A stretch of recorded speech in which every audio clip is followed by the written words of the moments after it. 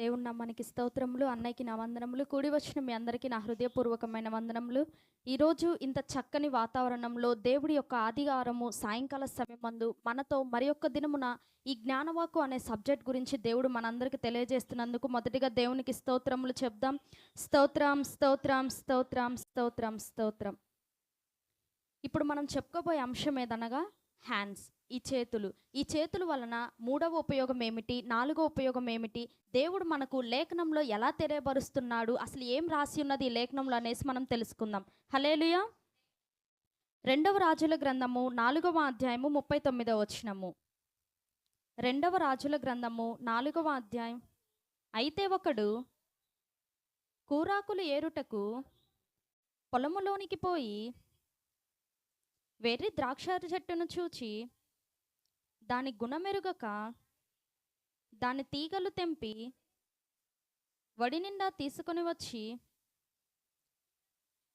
వడి నిండా కోసుకొని వచ్చి వాటిని తరిగి చాలు. ఈ లేఖనంలో మనం ఏం చూస్తున్నామండి, ఇక్కడ మనం ఆహారం సిద్ధపరచుకోవడానికి కానీ, మనం ఇప్పుడు కాలేజెస్ కానీ స్కూల్స్కి కానీ వెళ్ళాలంటే ఏం చేయాలి, మనకి బాక్స్ కావాలి. ఎందుకంటే మనం చదువుకుంటున్నాం, చదువుకున్న తర్వాత తిన్న తర్వాత మనం ఏం చేస్తాము, అలసిపోతాం. అలసిపోయినప్పుడు ఏం చేస్తాము, మా మమ్మీ నాకు ఈరోజు లంచ్ బాక్స్ ఏం పెట్టింది అని చెప్పేసి చూస్తాం. వెంటనే చూడంగానే అదేంది ఆ బాక్స్ ఓపెన్ చేసి ఇది లంచ్ బాక్స్ అని చెప్పేసి ఇలా మనం తినగలుగుతామా? లేదు. దేవుడు నరులను ఎంతో ప్రేమించి, నా బిడ్డలు ప్రతి ఒక్క దానిలో కూడా, ప్రతి ఒక్క పనిలో కూడా వాళ్ళంతటికి వాళ్ళే చేసుకోవాలి, ఆ అవయవాలను ఉపయోగించుంటూ నన్ను మహిమపరచాలి, నన్ను జ్ఞాపకం చేసుకోవాలని చెప్పేసి దేవుడు మనకి ఈ రోజున ఈ హ్యాండ్స్, ఈ చేతులు ఇవ్వడం ద్వారా మనంతటికి మన చేతులతోనే మనం ఏం చేస్తాము, ఆ బాక్స్ అనేది, ఆ బాక్స్లో ఉన్నటువంటి రైస్ని మనం ఫినిష్ చేస్తూ ఉంటాం. అదేవిధంగా ఈ హ్యాండ్స్ లేకపోతే ఏం చేస్తాము, ఎలా మనం తినలేము. ఆకలేస్తుంది, పక్కన వాళ్ళని అడిగితే మనకు పెడతారండి? ఎంతకాలం అని పెడతారు? ఒకరోజు పెడతారు, రెండో రోజు పెడతారు, తర్వాత ఏమంటారు, నువ్వు తినలేవా అని అంటారు. కానీ దేవుడు చూడండి, మన బాధని, మన కష్టాన్ని దేవుడు ముందే ఎరిగి, నా బిడ్డలకి ప్రతి ఒక్క అవయవం కావాలి, ఈ అవయవం ద్వారా వారికి ప్రతిదీ కూడా మంచి పనికి ఉపయోగించాలని చెప్పేసి దేవుడు మనకి తెలియబరుస్తున్నాడు. కాబట్టి మూడవదిగా ఏం చేస్తామంటే, ఆహారం తినడానికి ఈ చేతుల ద్వారా మనకు ఎంతో సహాయపడుతుంది. అదేవిధంగా చూసుకున్నట్లయితే మన ఇంట్లో మన తల్లిదండ్రులు ఉంటారు, వాళ్ళు పొద్దుననంగా లేచి కష్టపడి వారి పనులకు వారు వెళ్తూ ఉంటారు. వెళ్ళినప్పుడు ఏం చేస్తాం, వాళ్ళకి మనం బాక్స్ అనేది కట్టి పంపిస్తాం. పంపించినప్పుడు ఏం చేస్తారు, వారు కష్టపడి పని అంతా ముగించుకున్న తర్వాత మధ్యాహ్న కాల సమయం వచ్చినప్పుడు వారు ఆహారాన్ని తింటూ ఉంటారు. దేంతో తింటారండి?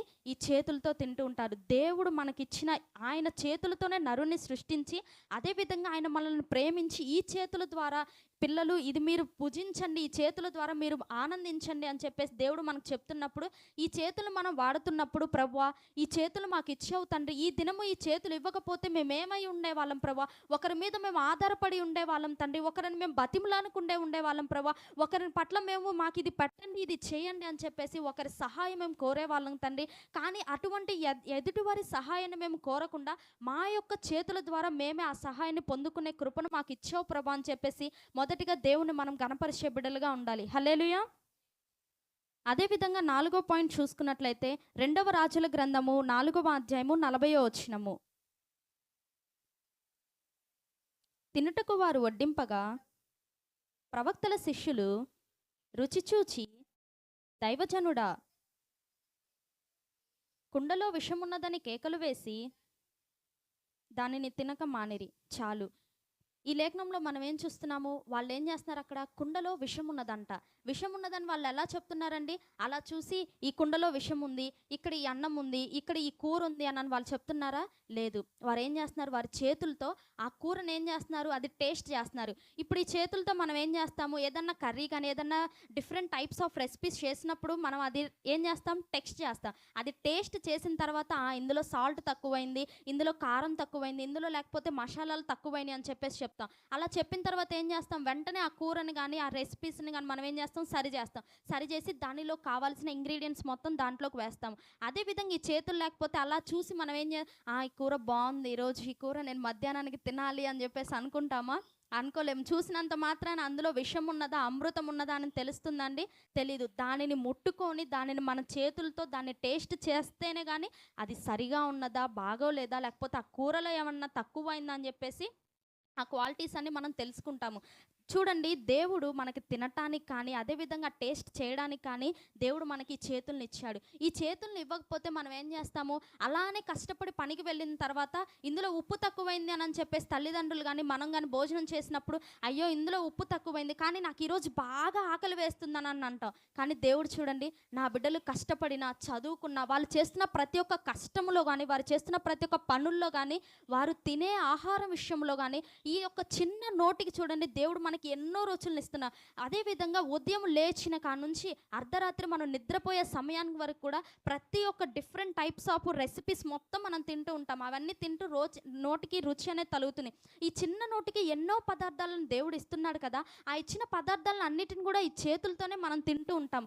దేవా, ఈ చేతులు మాకు ఇచ్చావు ప్రభా. ఈరోజు ఈ ఉదయకాల సమయం మేము లేచిన కాడ నుంచి తండ్రి, ఈ చేతుల ద్వారా నిద్రించే వరకు కూడా మాకు ఎంతో సహాయంగా ఉన్నాయి ప్రభా. నీవు ఇవ్వకపోతే మేము ఎలా తెలుసుకునే వాళ్ళం తండ్రి? నీవు ఇవ్వకపోతే మేము ఎలా కష్టపడగలం ప్రభా? నీవు ఇవ్వకపోతే మేము ఎలా మేము సహాయము పొందుకునేవారం తండ్రి. ఎదుటివారి సహాయం లేకుండా మాకు మేమే ఎలా సహాయం చేసుకోగలుగుతాం ప్రభా అని చెప్పేసి దేవుణ్ణి మనము అడగక ముందే అక్కరలను తీర్చేది ఎవరండి? దేవుడు. చూడండి, దేవుడు మనం అడగక ముందే మన అక్కరలు అన్నీ తీరుస్తున్నాడు కాబట్టి ఈ యొక్క అవయములు కదా, ఈ చేతులనే కాదు, ఈ నోరు కానీ, అదేవిధంగా ఆలోచనలు కానీ, అదేవిధంగా మనం వెళ్ళే మార్గాల్లో కానీ, అదేవిధంగా అసలు ఏదైనా మన బాడీలో ఉన్నటువంటి ప్రతి పార్ట్ కూడా దేవుడు ఏం చేస్తున్నాడండి? ప్రతీది ఉపయోగకరముగా మాత్రమే ఇచ్చాడు. కానీ ఇది మీకు ఉపయోగకరంగా లేదు అని చెప్పేసి దేవుడు మనకి ఏనాడు చెప్పలేదు. ఇచ్చిన ప్రతి అవయమును మనం ఉపయోగించుకుంటూ, దేవా ఈ అవయవాల్ని మాకు ఇచ్చావు ప్రభా, ఈ అవయవాల ద్వారా మేము ఇలా ఉన్నాం తండ్రి, ఇలా నిలిచి ఉన్నామంటే ఇది నీ కృపే ప్రభా, ఇలా మేము ఎక్కడికన్నా వెళ్ళి వచ్చుచున్నామంటే ఇది నీ కృపే తండ్రి అని చెప్పేసి దేవుని మనం మొదటిగా జ్ఞాపకం చేసుకొని, అదేవిధంగా దేవునికి మనం ప్రతిరోజు జ్ఞాపకం చేసుకోవాలి. దేవా ఈ అవయవాలను ఇచ్చామని చెప్పేసి దేవునికి స్తోత్రములు చెల్లిస్తూ ఉండాలి. ఎదుటివారు మనకేం చేస్తాము? మన ఫ్రెండ్స్ కానీ, మన ఫ్యామిలీ రిలేటివ్స్ కానీ వచ్చి, ఇదిగోండి ఇవాళ మా ఇంట్లో ఈ ఫంక్షన్ జరిగిందని చెప్పేసి మనకు ఒక రైస్ బ్యాగ్ కానీ ఏదో ఒకటి మనకి ఇస్తూ ఉంటారు. ఇచ్చినప్పుడు వాళ్ళకి ఏం చేస్తాము? థ్యాంక్ యూ అని చెప్పేసి వాళ్ళకి రిఫరెన్స్ మనం మాట్లాడుతూ ఉంటాం. కానీ ఎదుటి వారికి, మన ఫ్రెండ్స్ రిలేటివ్స్కే మనం థ్యాంక్ యూ చెప్తున్నాం. కానీ దేవుడు మనకి ఇన్ని అవయవాలను ఇచ్చాడు కాబట్టి దేవుని మనం స్తుతిపరుస్తున్నామా? ఈ అవయవాల్ని ప్రభువా ఇవన్నీ నువ్వు ఇవ్వకపోతే తండ్రి ఎదుటివారు ఇచ్చేవాళ్ళ, మాకు మా ఫ్రెండ్స్, మా రిలేటివ్స్ ఇచ్చేవాళ్ళమా? కేవలం వాళ్ళు మనకి సహాయం చేసిన, ఫుడ్ అందించినా, ఏది అందించినా కూడా థ్యాంక్స్ చెప్తున్నాం. కానీ మన ప్రభు అయిన యేసుక్రీస్తు ఆయన చేతులతో నరుని సృష్టించి ఈ అవయవాల్ని మొత్తం మనకు పెట్టినందుకు దేవుని మొదటగా గణపరచాలి. ప్రతి దానిలో దేవానికి స్తోత్రములు ప్రభా, ఇవి ఇచ్చావు ప్రభా అని చెప్పేసి దేవుని గణపరిచి ఎదుటివారికి చెప్పే స్థానంలో మనం ఉండాలని కోరుకుంటే, ఈ చిన్న అవకాశం ఇచ్చిన దేవునికి మీ అందరికీ నా హృదయపూర్వకమైన వందనములు.